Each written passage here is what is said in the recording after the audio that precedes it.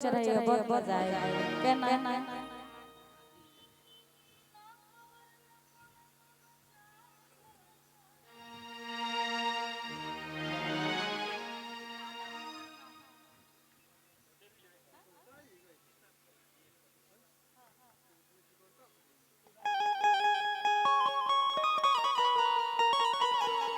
Hello hello इसका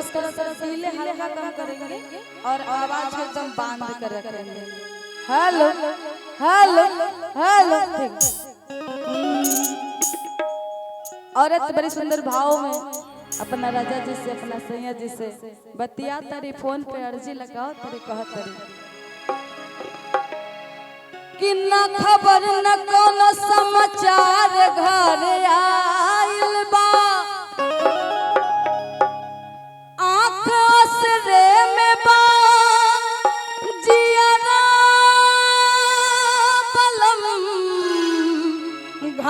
घबराइल बा चिट्ठी लिखले हैं घर छाट हम करत बाने कैसे दौरा ले जाइब आज जी डेरात बा कि रौरा बाहर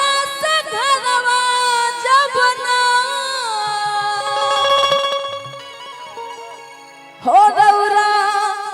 बाहर से घरवा जब ना आइब ए बलम जी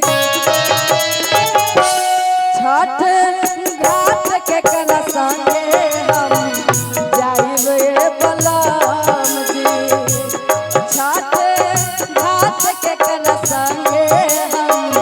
जाइब ए बलम जी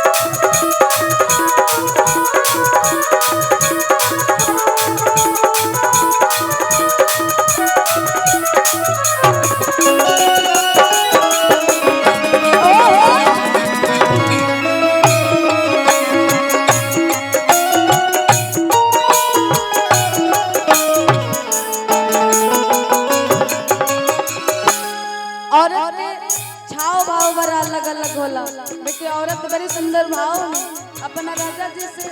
अपना सैया जी से बतिया तारी कहत तारी के करा से हम की सवाई ढोल लगे हुआ के करा से हम मनवाई नारियल नीमुआ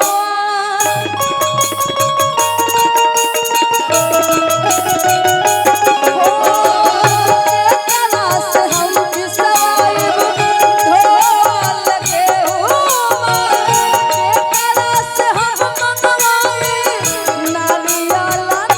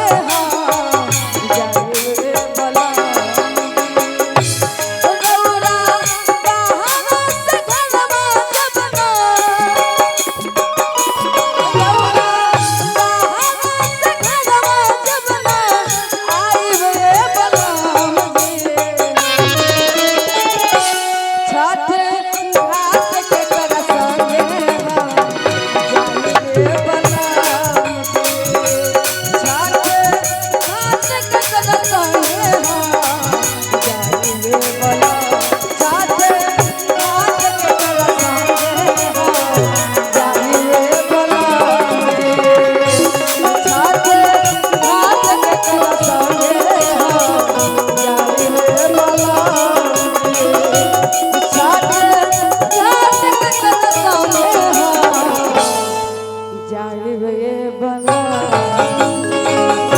बोल छठी मैया की सच्चे दरबार की। अब कोई फरमाइश